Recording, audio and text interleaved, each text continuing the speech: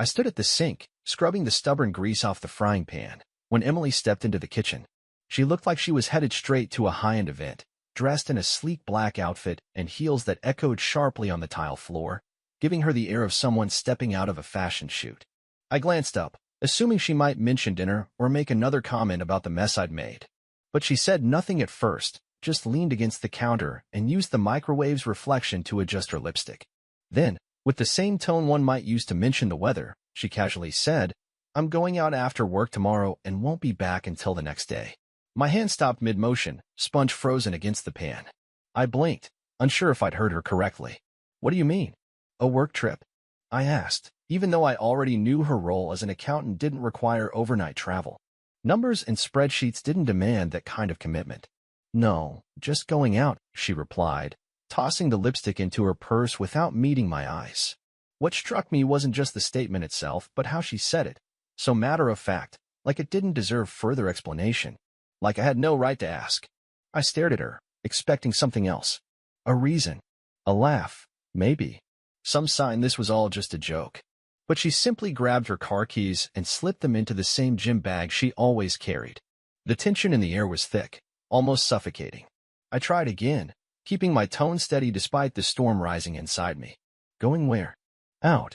With friends," she replied, finally glancing at me. "I told you." That was all she gave me before spinning on her heel and walking out the door like nothing unusual had happened. Maybe some husbands wouldn't have thought twice. Maybe they'd let it go, put their faith in the woman they married. But that wasn't me, and Emily had been acting off for a while now. There was something evasive in her behavior, always glued to her phone, locking the screen the moment I entered the room, sending texts late into the night. Her gym visits were becoming more frequent but never ended with the usual signs of a workout. She'd return looking more polished than exhausted. As soon as the door shut behind her, a burning sensation spread across my chest. I never considered myself the jealous type, at least not until recently. But this situation, this pattern, had pushed me to the edge. It felt deliberate, like she was testing me, daring me to react. I pulled out my phone and opened our message thread, scrolling through her recent texts. Nothing stood out immediately, just brief, dry responses. The kind of messages that felt more automated than personal.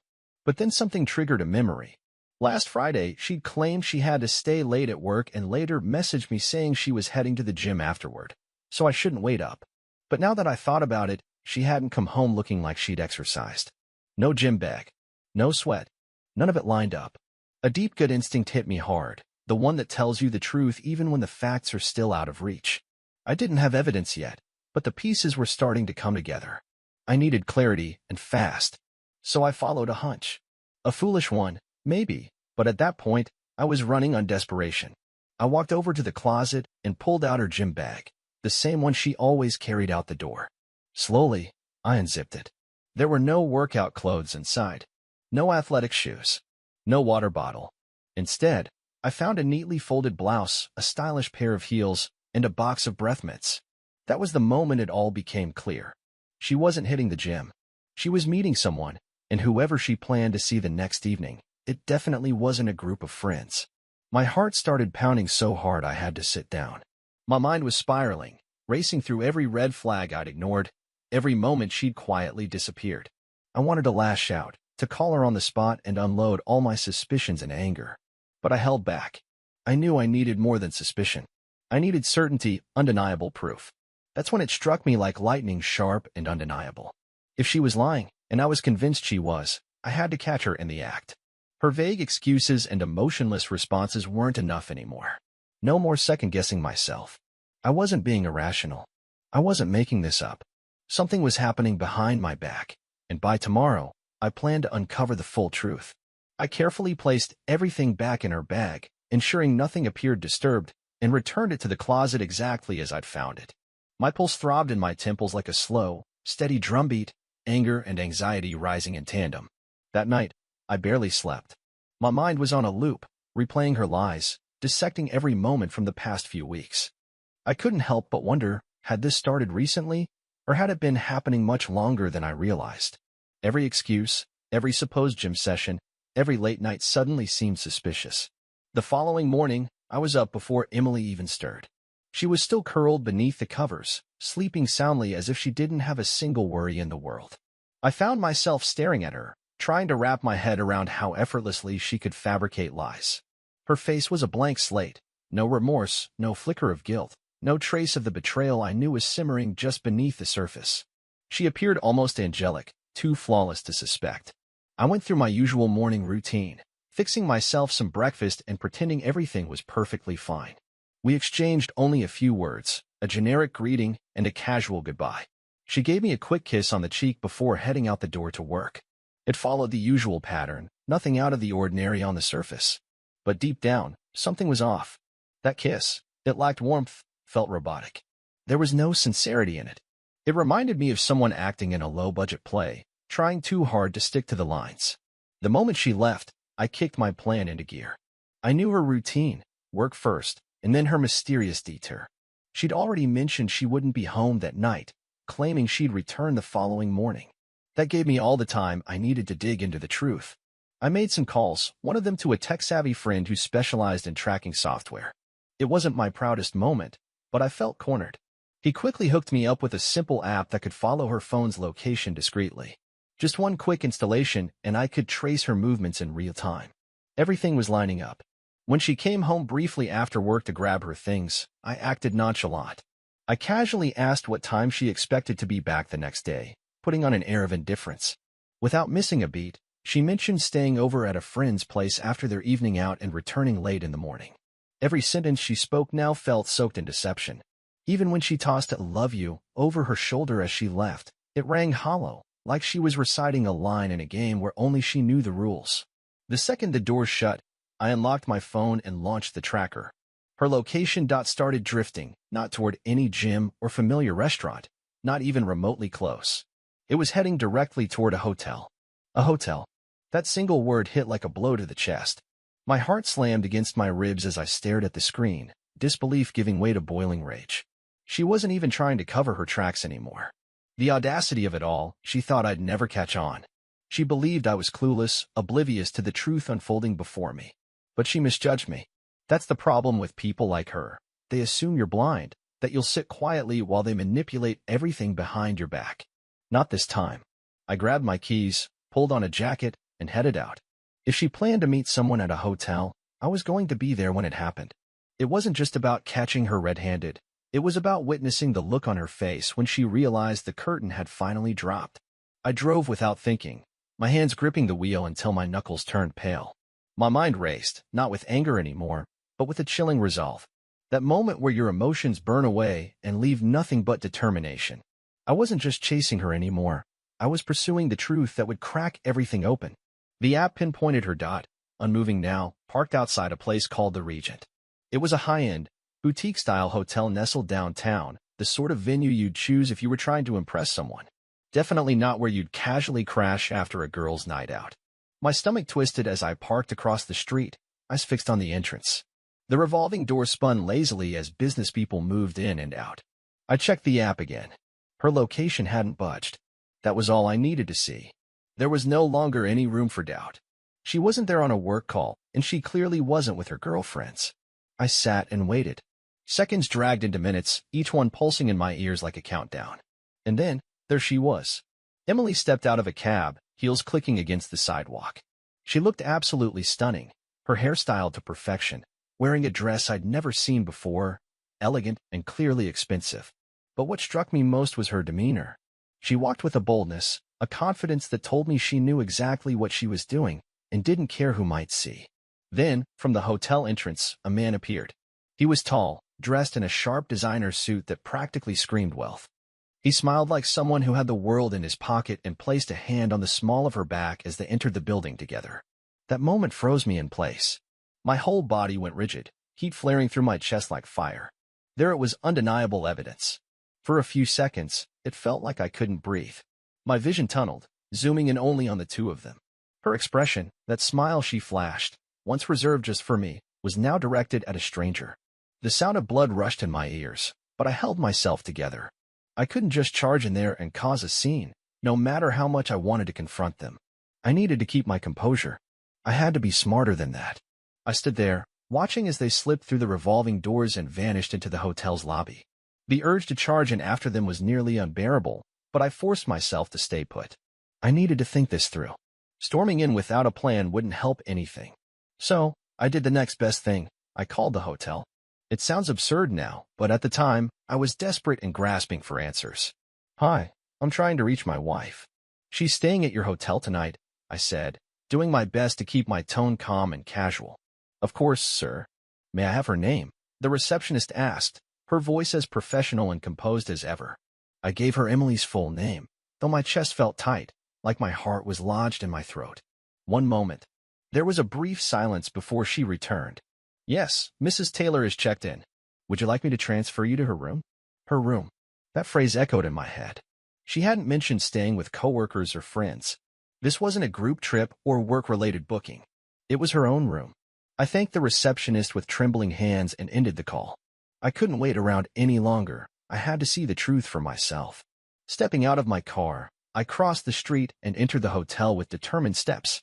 The lobby was peaceful, filled with the soft hum of jazz floating through the air, but all I could hear was the pounding of my heartbeat. My stomach churned, twisted into a knot, as I walked deeper into the space, each step dragging me toward a moment I wasn't sure I was prepared to confront. At the front desk, I did my best to appear composed. Hi, I'm here to meet my wife, Emily. She just checked in a few minutes ago. Can you tell me which room she's in? I asked, forcing a tight smile.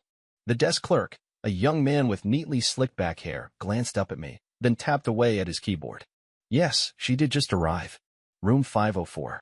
Would you like me to call up for you? I quickly shook my head. No, that won't be necessary. I'd like to surprise her. Surprise her. That was one way to describe what I was about to do. I turned toward the elevators, each step growing heavier. When the doors slid open, I stepped inside and pressed the button for the 5th floor.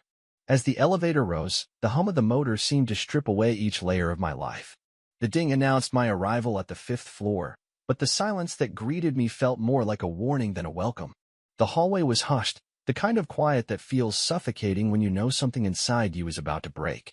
I walked toward room 504, the numbers glinting softly in the dim light, looking more like a sentence than a room number. My hand hovered near the handle, but I didn't grab it.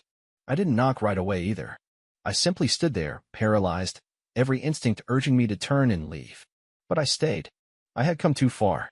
Taking a deep breath, I raised my fist and knocked. Seconds passed. Long, agonizing seconds. Then footsteps, quiet, muffled, approached the door. A soft click, and it opened. And there she was.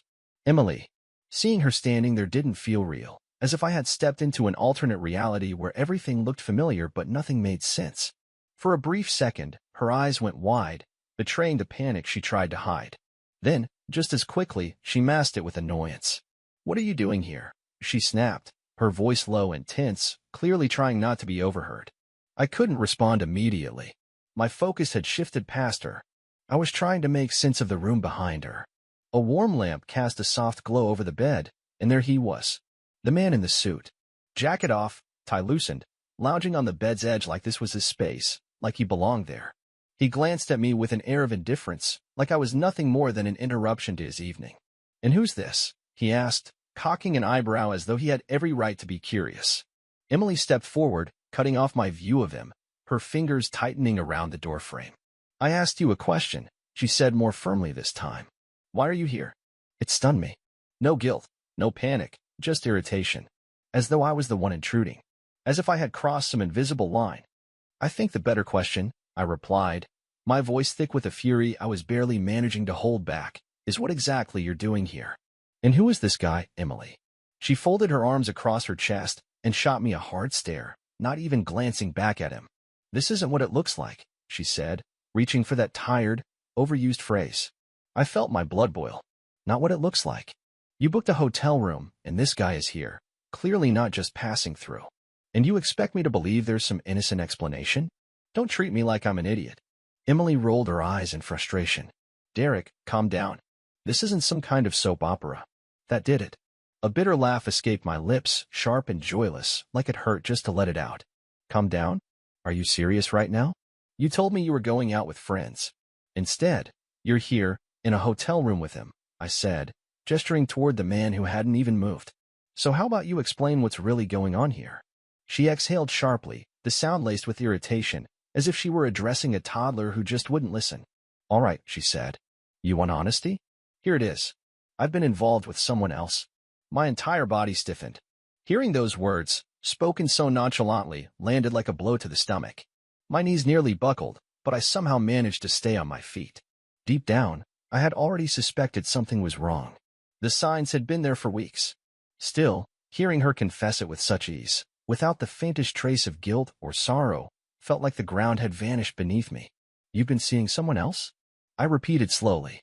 My voice had softened now, no longer driven by fury, but by something heavier, a sinking coldness spreading inside me. She gave a half-hearted shrug. Yeah, this wasn't how I planned to tell you, but since you went all detective and showed up here, well, now you know. I stood in stunned silence, unable to process the sheer calmness in her voice. She acted like we were casually chatting over dinner plans. There was no remorse, no hesitation. Just the truth, dropped like a boulder, crashing through everything I thought we had. In him. I motioned toward the man sitting on the bed, who watched everything unfold with a faint smirk, almost like he was enjoying the show. She glanced back at him briefly. Her features softened slightly, a silent cue meant to reassure him that she had it under control. Then, turning to me again, her face hardened. This is Lucas. We've been seeing each other for a while. Lucas. Of course, he had a name like that, polished, effortless, the kind of guy who clearly hadn't lost a minute of sleep over this chaos. He fit the part too, sleek, well-dressed, and clearly comfortable amid the emotional wreckage he helped create. For a while.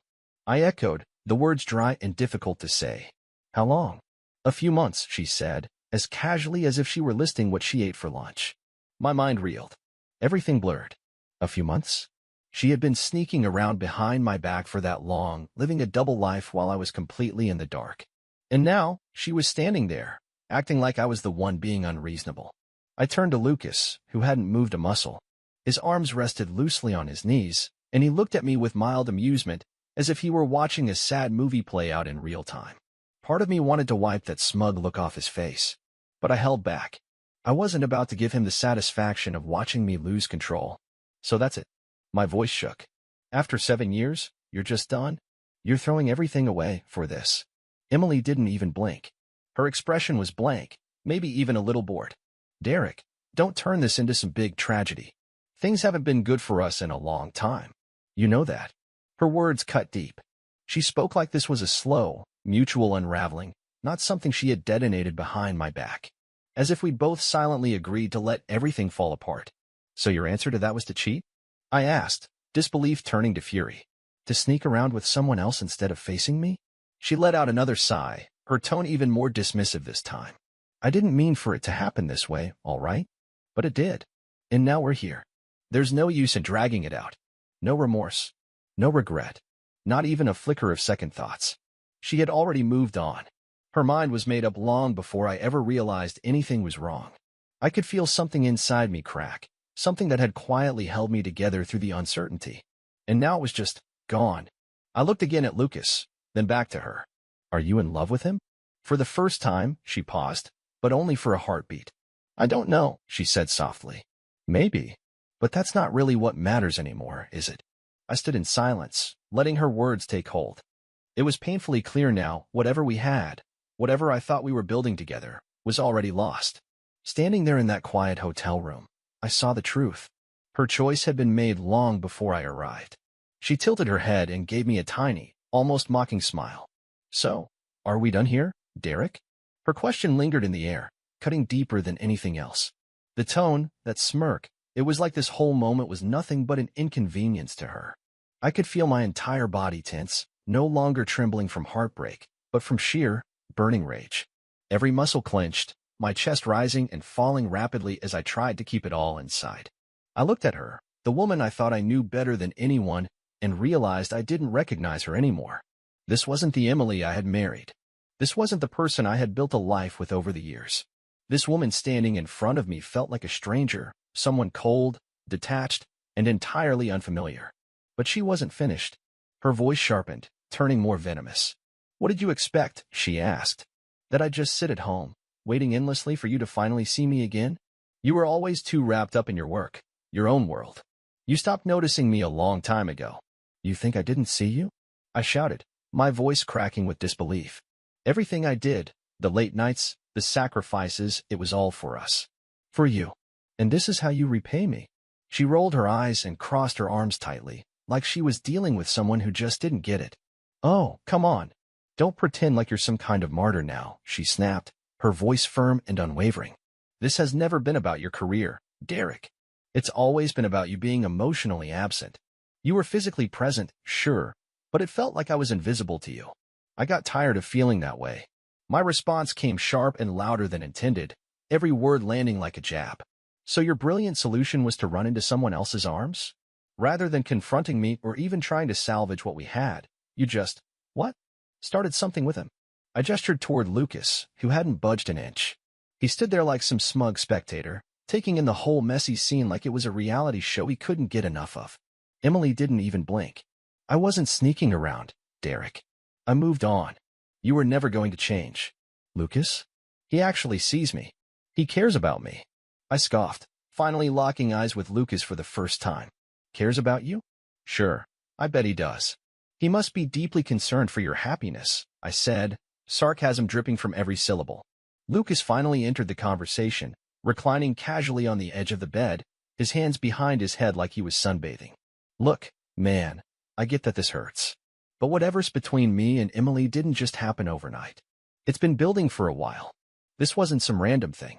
The arrogance in his tone made my blood boil.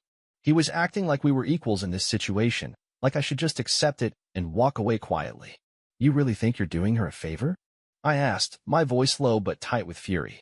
You destroy a marriage, my marriage, just so you can swoop in and play the part of the good guy? Lucas shrugged, a lazy grin still stuck on his face. Maybe it's not about you at all. Maybe you just weren't giving her what she needed. I took a step toward him, hands balled into fists, but Emily quickly placed herself in front of me, stopping me in my tracks. Her voice cut through the air sharply. Don't even think about it, Derek. You don't get to play the victim here. I froze, my eyes narrowing at her, heart pounding with a mix of anger and grief. Victim? That's not what this is. I stayed faithful. I trusted you for 7 whole years. And for months, you've been with him behind my back, and now you're trying to paint me as the issue. She shook her head slowly, her expression filled with something that looked almost like pity. You still don't understand, do you? This wasn't only about betrayal. It was about how you were never enough. I needed more, and you never gave it. Her words hit with the force of a wrecking ball, tearing through any last hope I might have held on to. There wasn't a hint of guilt in her voice, no regret, not even the faintest sign of wishing things could be repaired. In her mind, the story had already been rewritten. She was the one who had suffered, the one who had been wronged. It was clear she had convinced herself of this new reality, and now she was using it to justify everything. I looked at her closely, for what felt like the first time in forever, and finally saw it. The woman I had fallen in love with, the one I had trusted with my whole heart, was no longer there. She had been gone for a long time. I just hadn't seen it. Silence stretched between us, deep and painful, like a canyon too wide to ever cross. My chest tightened, rage giving way to something much heavier, a hollow, aching sadness. I could feel the sting of tears press against my eyes, but I swallowed them back. I wouldn't fall apart in front of her. I refused to give her that satisfaction. When I finally spoke, my voice came out low, barely audible. You could have come to me, Emily. You could have said you were unhappy. We could have tried. We could have fought for this. But instead, you shattered it all. She didn't say anything in return. She just stood there, her gaze cold and unreadable, like there was nothing left to be said. I forced myself to breathe through the tightness in my throat. So what now? You and Lucas ride off into the sunset? Is that the plan? She met my eyes with a condescending stare. I don't owe you any explanations, Derek. I'm moving forward. You should too. Something within me broke, something I didn't even know was holding on. I took one last look at her, the woman who had once meant everything to me, and finally understood that there was nothing left worth fighting for. She had chosen her path, and now I was choosing mine. Without a single word more, I turned and walked out of that room, fists clenched so tight my nails were digging into my palms. The moment I stepped into the hallway, a surge of emotions hit me like a wave, fury, sorrow, disbelief, all tangled together. I leaned against the wall, trying to catch my breath, to calm the storm inside me, but it was no use. Everything was unraveling. That's when it became crystal clear. I was finished. Finished with her. With the lies. With the illusion that this could ever be repaired. I wasn't the one who tore us apart. That was on her. The elevator ride down felt like it lasted a lifetime. My thoughts were a tangled mess, no clear path, just noise and confusion. My hands trembled, my heart thudded against my ribs, and still, there was nothing left to say. No more words. No final plea. I had seen enough. As the elevator doors parted to reveal the lobby, I made myself step forward like I hadn't just witnessed the collapse of everything I once believed in. I had to escape. The pristine chandeliers and gleaming floors of that accursed hotel felt suffocating, drenched in the scent of betrayal that lingered like an overpowering fragrance bought at a discount store. Stepping outside, I was hit by the buzz of the city settling into evening, laughter echoing from sidewalk cafes, the blare of car horns, and neon lights blinking to life.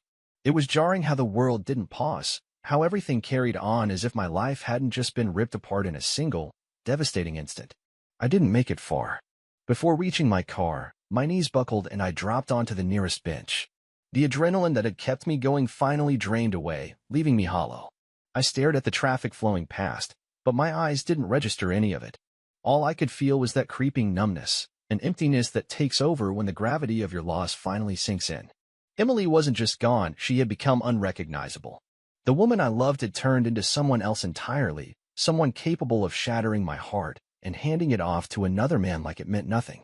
That realization cut the deepest. I should have seen it coming. The warning signs had been there all along, the subtle shifts, the things I chose to overlook. How had I missed it? I replayed every memory, searching for that one moment when she had stopped loving me. Was it months back? Years? Or had I been deluding myself all along, believing in a connection that never truly existed? Almost without thinking, I pulled out my phone and scrolled through our old texts. I searched for something, some hidden clue buried in the I love you, and everyday exchanges. But the deeper I went, the more detached it all felt, like I was flipping through someone else's life. Those messages didn't feel like ours anymore. My finger hovered over her name, the impulse to call her still there beneath the ache and the rage. I wanted to confront her, to make her admit what she had done, to explain why she threw everything away. But I knew it wouldn't change anything. She'd made it clear, with her lies, with the ease of her betrayal, that she had already moved on. That truth landed hard. She wasn't coming back. And more importantly, I didn't want the version of Emily who could cheat for months and still look me in the eyes without remorse. I didn't want the woman who let me believe I was the problem while she was tearing us apart. I sat with my phone for what felt like forever before I finally did what I had to. I blocked her number, deleted every photo, wiped every trace of her from my device. It didn't fix anything, but it was something. A first step. I leaned back against the bench as the cold night air brushed against my skin. For the first time since everything collapsed, I truly felt the weight of it all. The life we were building, the plans we made, it had all crumbled into dust. I didn't even know how long I sat there, motionless, lost in thought. I wasn't ready to return home. The house we shared, filled with memories and echoes of our time together, suddenly felt like a place I couldn't bear to face. Every room would remind me of her, of the deceit, of the nights I waited up believing her excuses. It was too much. But where could I go? I didn't want to talk to anyone, didn't want to explain what had just unfolded. I could already hear their words, telling me to let go, that she didn't deserve me, that I'd be stronger without her. But none of that would make the pain vanish. It wouldn't undo the feeling that my world had been torn apart. With my eyes shut tight, I leaned forward, resting my head in my hands. Tears threatened to spill, but I resisted. I didn't want to fall apart here, on a city bench, becoming a scene from a drama I never signed up for. Yet, the emotional weight was crushing. The betrayal, the heartbreak, it consumed me. I thought about everything we shared, the nights we laughed at terrible movies, the simple comfort of sitting together in silence, the dreams we once mapped out side by side. Now, every bit of it felt like fiction, like a carefully crafted illusion. I'd always heard people say that betrayal felt like being stabbed in the gut, that it turned your life inside out. But nothing could have prepared me for how deeply it would hollow me out. This wasn't just about losing Emily, it was about losing a piece of myself. The version of me that existed with her, the identity we'd built together, was gone. And now, I didn't even know who I was without her. So I remained there, frozen in place, as the city continued on. People walked past, unaware of the turmoil churning inside me. And that was when I understood something. There was still a decision left to make. I had a choice, either remain seated, drowning in sorrow and letting it consume me, or find the strength to rise, leave behind the torment, and begin anew. I knew it wouldn't be simple. In fact, it might turn out to be the toughest decision I'd ever face. But staying trapped in that shadowy, shattered reality was no longer an option. Emily was no longer part of my life. The life I believed we shared had disappeared with her. Still, I was here. I hadn't disappeared. Not yet. With effort, I pushed myself up. My legs trembled, my heart weighed down by sorrow, but I managed to take a step. In that moment, I understood something clearly. I was choosing to move forward, leaving behind everything. Her, the lies, the deception, and the pain she left in her wake. I wasn't going to turn back. The following morning carried a strange, detached feeling. As I opened my eyes in an empty bed, the void beside me seemed louder than any alarm clock. Sleep had barely touched me, but the sunlight leaking in through the curtains reminded me that time was still moving, with or without me. I lay motionless, eyes fixed on the ceiling, numb and uncertain of what steps to take next. I had made a firm decision the night before to walk away, but now, as the calm settled in, the sharp edges of reality returned to cut deep. Emily was no longer in my life. Our marriage had ended. Although I was no longer bound by her betrayal, that freedom felt more like a burden than a release, wrapping tightly around my chest. I forced myself to get out of bed, limbs sluggish, and slowly made my way down the stairs. The kitchen was a chaotic mess. Unwashed plates from a dinner I never bothered to clean up, unopened mail littered the counter, and the refrigerator door was still ajar from a midnight drink I had grabbed while drowning in thought. The room looked like time had stopped, everything frozen in place, everything but me. I brewed a pot of coffee, not because I craved it, but because it gave me something routine to do, some sense of normalcy. Yet even that felt unfamiliar now. My thoughts circled back to her over and over. I wondered what she was doing. Was she still at the hotel? Had she woken up next to him? Did she feel even a trace of guilt? Or had she already moved on, acting like none of this mattered? Almost without thinking, I reached for my phone, still wired to check for a message from her. But there was nothing. No apology. No call. She had already made it painfully clear just how little I mattered to her. She had moved on, probably without a backward glance. Meanwhile, I was stuck here, in what used to be our kitchen, now only mine, trying to figure out what remained. Anger began to simmer inside me again. It came like a crashing wave, reminding me this wasn't just grief. This wasn't just about something ending. It was a deep betrayal, one that cut sharper than anything I had ever experienced. How could she do this to me? How could she act like I had been the one who didn't measure up? The rage surged uncontrollably. Before I knew what I was doing, I hurled my coffee mug at the wall. It exploded into fragments, coffee splashing across the paint. But even that violent release didn't feel like enough. I wanted to destroy more, every trace of her that lingered in this home. The photos from our wedding, the souvenirs from trips we once cherished, the little trinkets that once held memories. I wanted it all gone, scattered on the street, burned away with the past. But I stopped myself. I stood frozen, breathing heavily, hands shaking. Breaking things wouldn't mend what had already been shattered. And just then, as I stood surrounded by broken ceramic and regret, my phone buzzed in my pocket.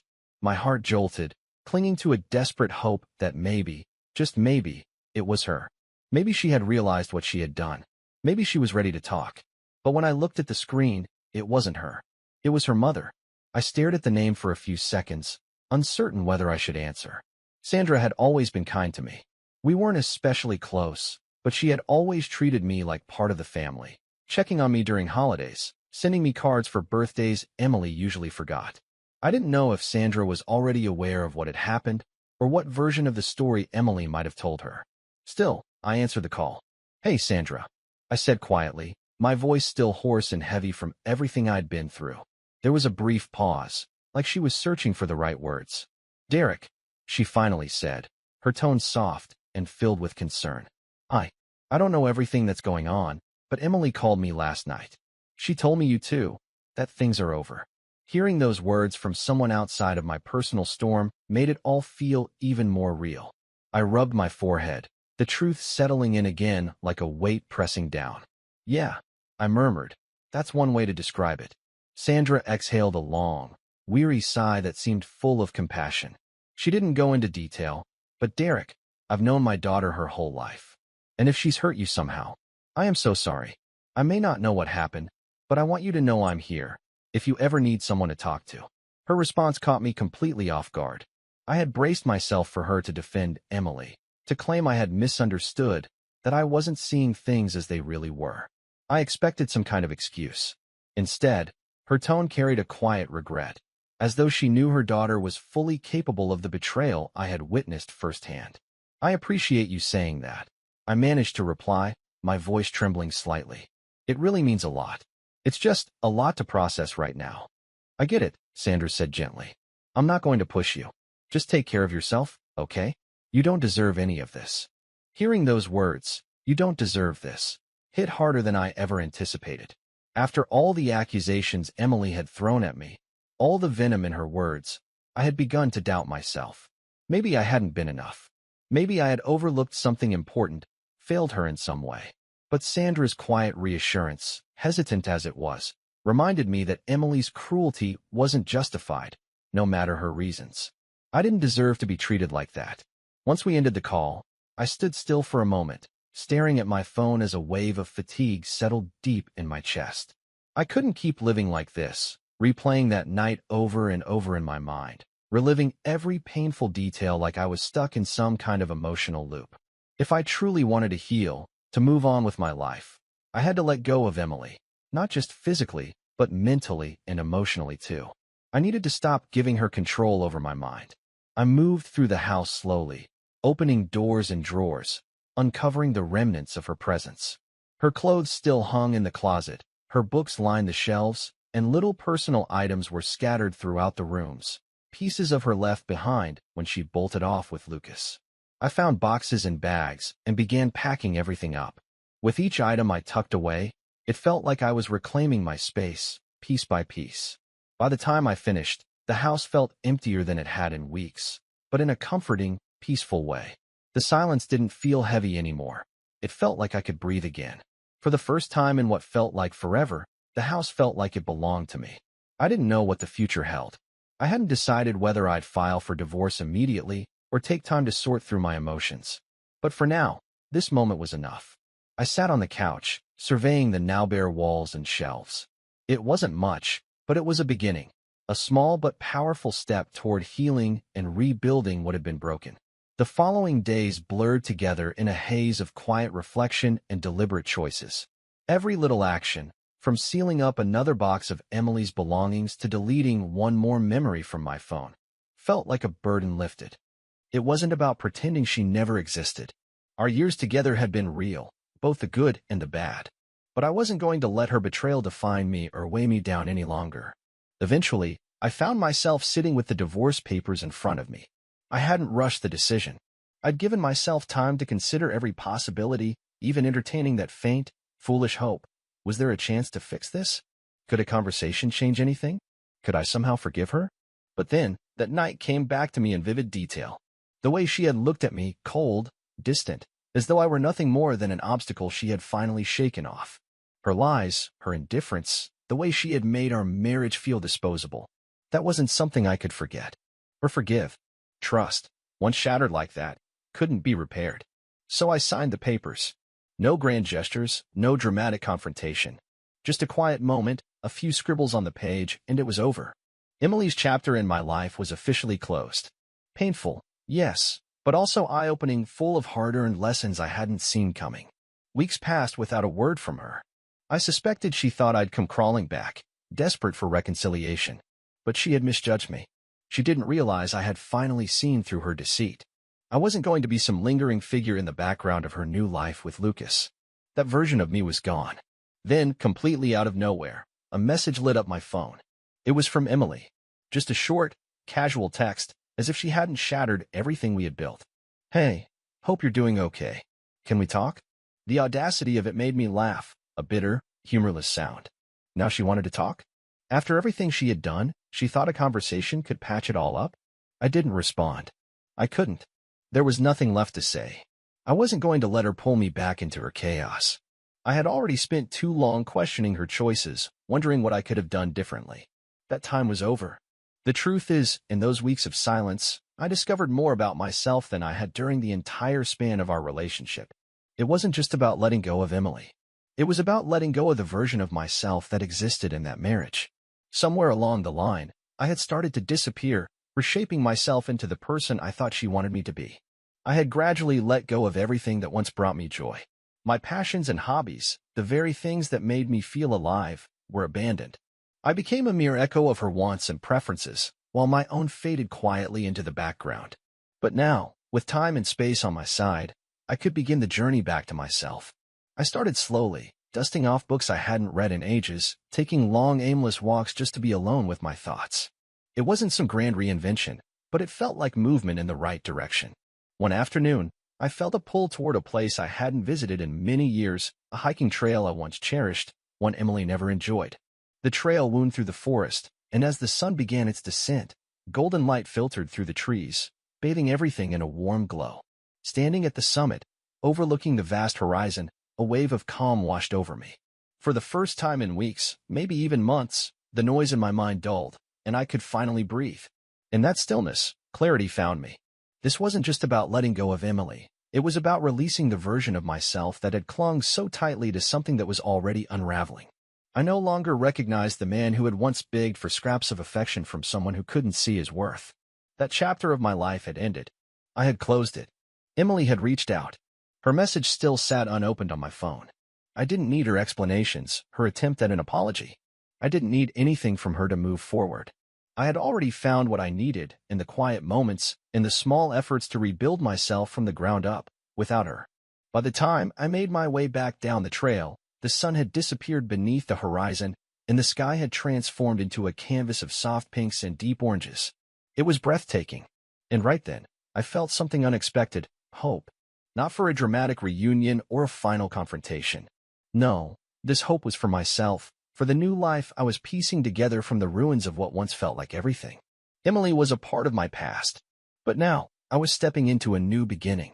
And for the first time in what seemed like forever, I truly believed I would be okay.